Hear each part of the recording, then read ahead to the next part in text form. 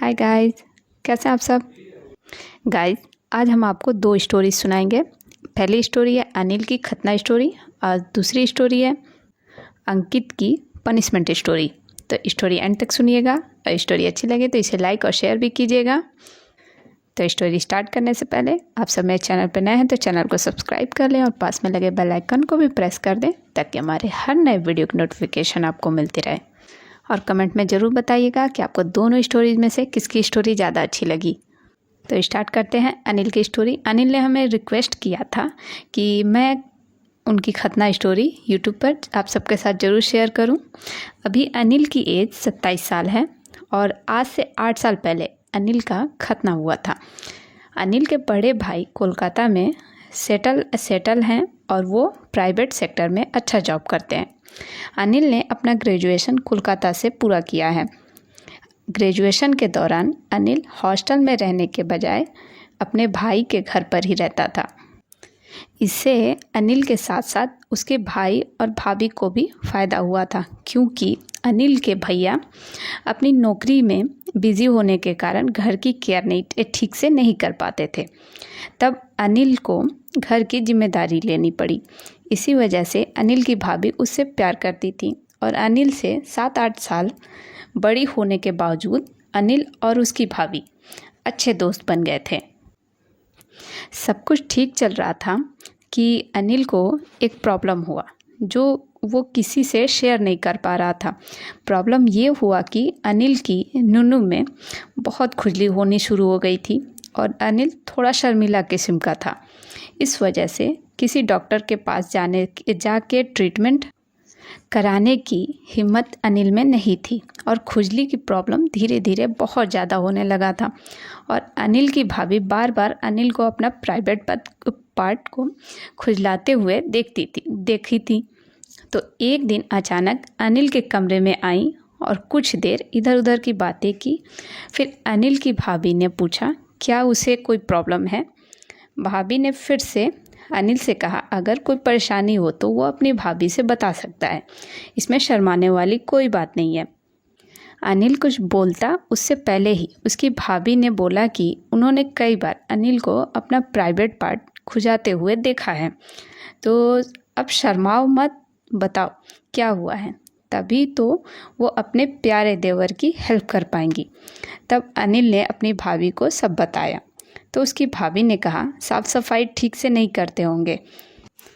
इसके बाद भाभी ने फिर से अनिल से बोला कि देवर जी, इसमें कोई शर्म की बात नहीं है। उनकी एक सहेली डॉक्टर नसरीन, वो अच्छी सर्जन है, चलो तैयार हो जाओ। फिर अनिल बहुत सोचने के बाद अपनी भाभी के साथ जाने के लिए तैयार हो गया। फिर डॉक्टर नसरीन के क्लिनिक में जाने के बाद डॉक्टर ने अनिल को नुनू दिखाने को बोला। अनिल के नुनू का सामने का हिस्सा लाल हो गया था और बहुत सूज गया था। फिर डॉक्टर ने एक कॉटन का टुकड़ा लिया और उसमें कुछ सॉल्यूशन लेकर अनिल की फॉरस्किन को ज़ोर से पीछे किया। इससे अनिल दर्द के मारे चीखने लगा और डॉक्टर ने कॉटन के कपड़े से पूरी सफाई की और अनिल की भाभी को बोला कि तेरे देवर की नुनू से सड़ी हुई मछली जैसी बदबू आ रही है। उसके बाद डॉक्टर ने अनिल को कुछ मेडिसिन दिया और बोला कि कुछ दिन के अंदर ठीक हो जाएगा। लेकिन डॉक्टर ने ये भी बोला कि ये कोई परमानेंट इलाज नहीं है, अनिल तुम्हें खतना करा लेना चाहिए। फिर अनिल और उसकी भाभी घर आ गए। कुछ दिन दवा खाने के बाद सब ठीक था और एक दिन अनिल के भैया को ऑफिस के काम से मुंबई जाना पड़ा और रात को 9 बजे अनिल अपने कमरे में अकेला था और उसे अचानक सेक्सुअल थॉट्स आ रहे थे। तो अनिल ने अपनी लुंगी में से अपना पेनिस बाहर निकाला और अपनी फॉरस्किन को आगे पीछे कर रहा था, तो उसे मज़ा आ रहा था। अचानक अनिल ने बहुत ज़ोर से अपनी फॉरस्किन को पीछे किया तो उसकी फॉरस्किन पीछे अटक गई। फॉरस्किन पीछे अटकने की वजह से इतना दर्द हो रहा था कि दर्द से अनिल की जान निकल रही थी। फिर अनिल ने फॉरस्किन को आगे करने की बहुत कोशिश की, पर दर्द से उसे रोना आ रहा था। तभी अनिल की भाभी ने उसे खाने के लिए बुलाया, पर अनिल कुछ बोलने की हालत में नहीं था और उसकी भाभी कमरे में आ गई। फिर भाभी ने देखा कि अनिल अपना नुन्नू पकड़कर बैठा है और रो रहा है। ये सब देखकर अनिल की भाभी को सब समझ में आ गया। फिर वो अनिल से बोली, तू बदतमीज़ बन गया है, और अनिल के गाल पर ज़ोर से तमाचा मारा। अनिल डर के मारे पेशाब कर दिया। यह देखकर अनिल की भाभी को अनिल से हमदर्दी हो गई। फिर भाभी ने अपने हाथों से फॉरेस्किन को आगे करने की कोशिश की, पर स्किन आगे नहीं हुई। फिर भाभी ने अनिल से कहा, अभी तो रात बहुत हो गई है, तुम कुछ खा लो। फिर अनिल की भाभी खाना लेकर आई और अनिल को अपने हाथों से खिलाया और खुद भी खाना खाई। पर अनिल की फॉरेस्किन का दर्द कम नहीं हो रहा था। फिर अनिल की भाभी ने अपनी सहेली डॉक्टर नसरीन को कॉल किया और उसके बाद अनिल से बोली, तू जल्दी से हॉस्पिटल चल, उनकी डॉक्टर सहेली नाइट ड्यूटी पर है। फिर अनिल अपनी भाभी के साथ हॉस्पिटल गया और देखा कि डॉक्टर नसरीन ड्यूटी पर हैं और डॉक्टर नसरीन अनिल को देखकर ही हंसने लगी। फिर डॉक्टर ने अनिल और उसकी भाभी को अपने कैबिन में बुलाया और अनिल से बोला कि पूरा नंगा होकर बेड पर लेट जाओ। फिर अनिल डॉक्टर की बात मानकर बेड पर लेटा तो डॉक्टर ने अनिल का नुन्नू पकड़ के अनिल की भाभी से पूछा कि तू ही बोल, इसको क्या सजा दूँ, और दोनों हंसने लगी। तभी अनिल की भाभी ने बोला, तू इसका पूरा नुन्नू ही काट दे। फिर डॉक्टर नसरीन ने एक नर्स को बुलाया और नर्स से कहा बर्फ़ लाने को। उसके बाद नर्स ने हंसते हुए बर्फ़ से अनिल के नुन्नू के सामने के हिस्से पे मालिश की। ठंड की वजह से नुन्नू एकदम सिकुड़कर छोटी हो गई। फिर डॉक्टर ने नर्स को बोला, परवीन देख रही हो कितना छोटा है इसका लुल्ली। फिर वो तीनों एक दूसरे को देखकर हंसने लगी और अनिल का खूब मजाक भी बनाया। फिर डॉक्टर नसरीन और नर्स परवीन ने मिलकर फॉरेस्किन को आगे लाने की कोशिश की। उधर दर्द से अनिल तड़प गया, लेकिन आखिरकार दोनों को कामयाबी मिली। उसके बाद डॉक्टर ने नर्स को बोला, चलो इसे ऑपरेशन थिएटर में ले चलो और इसके बच्चे जैसे नुन्नू को काट देते हैं ताकि वो ऐसी शैतानी ना कर पाए। और फिर दोनों ज़ोर ज़ोर से हंसने लगी। इसके बाद अनिल को ओटी में ले जाया गया। फिर नर्स ने अनिल के पेनिस पे 2 इंजेक्शन दिए और डॉक्टर ने अपने औजार लिए। ये देखकर अनिल ने डर से अपनी आंखें बंद कर ली और कुछ देर बाद डॉक्टर ने बोला, चल हो गया तेरा खतना, तू मेरी सहेली का तेवर है इसीलिए तुझे छोड़ दिया, नहीं तो तेरा पूरा नुन्नू ही काट देती। इसके बाद अगले दिन अनिल को हॉस्पिटल से छुट्टी कर दिया गया। घर पर अनिल की भाभी ने उसका बहुत अच्छे से ख्याल रखा, जिससे अनिल जल्दी ठीक हो गया। फिर कुछ टाइम बाद अनिल की भाभी अनिल को चेकअप के लिए हॉस्पिटल ले गई और चेकअप के बाद डॉक्टर ने कहा, अनिल अब तुम बिल्कुल ठीक हो, तुम्हें फाइमोसिस हुआ था। अगर उस दिन तुम्हारा खतना नहीं हुआ होता तो तुम्हें इसका खामियाजा ज़िंदगी भर भुगतना पड़ता और सेक्सुअल लाइफ में भी कभी भी सेटिस्फाइड नहीं हो पाते। डॉक्टर से ये बात सुनकर अनिल की आंखों में आंसू आ गए, पर ये खुशी के आंसू थे। आगे अनिल कहते हैं, वो ज़िंदगी पर डॉक्टर नसरीन, नर्स परवीन और अपनी ब्यूटीफुल भाभी का एहसान नहीं भूल पाएंगे। हाँ, तो अनिल को फाइमोसिस की प्रॉब्लम हुई थी। आप सब कमेंट में ज़रूर बताइएगा आपको अनिल की स्टोरी कैसी लगी और आप सब में से किसको फाइमोसिस की प्रॉब्लम हुई थी, तो आपने कैसे उसका इलाज किया ये भी बताइएगा। क्या पता आपके बताने से किसी की हेल्प हो जाए। तो चलिए अब हम अपनी सेकंड स्टोरी की तरफ बढ़ते हैं। ये अंकित की पनिशमेंट स्टोरी है। अंकित की ये स्टोरी हमें केतन ने भेजा था।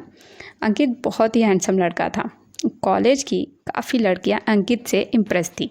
अंकित ने अपने ग्रेजुएशन के दिनों में बहुत सारी गर्लफ्रेंड्स बनाई थी। अंकित के लिए लड़कियां पटाना एक खेल था। अंकित ने ग्रेजुएशन टाइम में श्रेया नाम की एक लड़की को अपनी गर्लफ्रेंड बनाया था। श्रेया काफ़ी सीधी सादी लड़की थी और वो अंकित को लेकर बहुत सीरियस थी, लेकिन अंकित तो बस एक से दूसरी लड़की के पीछे पड़ा हुआ था। फिर एक दिन श्रेया को पता चला कि अंकित दूसरी लड़की को मैसेज करके इम्प्रेस कर रहा है। इससे श्रेया काफ़ी डिस्टर्ब हो गई। उस कॉलेज में दीप्ति मैम नाम से एक मैम थी। दीप्ति मैम बहुत स्ट्रिक्ट थी।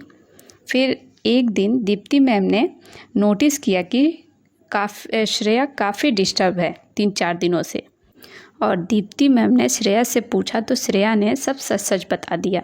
सब कुछ सुनकर दीप्ति मैम को बहुत ख़राब लगा और फिर मैम ने सोचा कि अंकित को सबक सिखाना चाहिए। उसके बाद दीप्ति मैम ने ये सारी बातें 3 और टीचर्स को बताई। फिर सब मैम ने अंकित को सबक सिखाने की ठान ली। फिर दीप्ति मैम ने अंकित को एक दिन अपने कैबिन में बुलाया और अंकित को कहा कि उन्हें उसका फ़ोन देखना है। अंकित के फ़ोन में कई लड़कियों के साथ फ़ोटोज़ और कई लड़कियों के चैट थे। फिर मैम ने अंकित से पूछा कि श्रेया के साथ क्यों चीट किया, तो अंकित ने हंसी में इस बात को उड़ा दिया। तो फिर दीप्ति मैम ने नीलम, अंजलि और विद्या मैम को बुलाया। सभी मैम ने कहा कि आज तुमको लेडीज़ की रिस्पेक्ट करना सिखाते हैं। फिर सभी मैम ने अंकित को अपना शर्ट निकालने को बोला और ये भी कहा कि अगर ऐसा नहीं करोगे तो उसके पेरेंट्स को बुलाकर सब बात बता देंगी। फिर मैम ने अंकित को उसकी पैंट निकालने को कहा और जैसे ही अंकित ने पैंट निकाला तो चारों मैम ने श्रेया को अंदर बुला लिया। अब चारों मैम और श्रेया के सामने अंकित नंगा खड़ा था। फिर अंकित रो रो कर सॉरी बोलने लगा और मैम ने अंकित को श्रेया से माफ़ी मांगने को कहा और नीलम मैम ने अंकित की फ़ोटो खींचकर जिन लड़कियों से वो चैटिंग करता था उसके नंबर से भेज दिया उन लड़कियों के पास। फिर सभी मैम ने कहा कि अगली बार ऐसी किसी लड़की को रुलाया तो पूरे कॉलेज में नंगा घुमाएंगे। और दीप्ति मैम ने 3 घंटे तक अंकित को नंगा खड़ा रखा। फिर जब शाम हो गई और कॉलेज छूटने का टाइम आया तब बहुत रोने पर अंकित को उसके कपड़े वापस दिए। उसके बाद अंकित ने कभी किसी लड़की को चीट नहीं किया। बस अंकित की पनिशमेंट स्टोरी यहीं ख़त्म होती है। आप सब कमेंट में ज़रूर बताइएगा आप सबको अंकित की पनिशमेंट स्टोरी कैसी लगी और दोनों स्टोरीज में से कौन सी ज़्यादा अच्छी लगी। और आप सबके पास भी कोई स्टोरी हो तो आप हमारे साथ ज़रूर शेयर कीजिएगा। आप हमें इंस्टाग्राम पे सेंड कर सकते हैं या फिर ईमेल कर सकते हैं। ईमेल मैंने इस वीडियो के डिस्क्रिप्शन में ऐड किया है, तो आप वहाँ से चेक करके मुझे ईमेल कर सकते हैं। और अगर आप सब मेरे चैनल पर नए हैं तो चैनल को सब्सक्राइब कर लें और पास में लगे बेल आइकन को भी प्रेस कर दें ताकि हमारे हर नए वीडियो की नोटिफिकेशन आपको मिलती रहे। और स्टोरी अच्छी लगी हो तो इसे लाइक शेयर ज़रूर कीजिएगा। ओके, तो take care guys, thank you.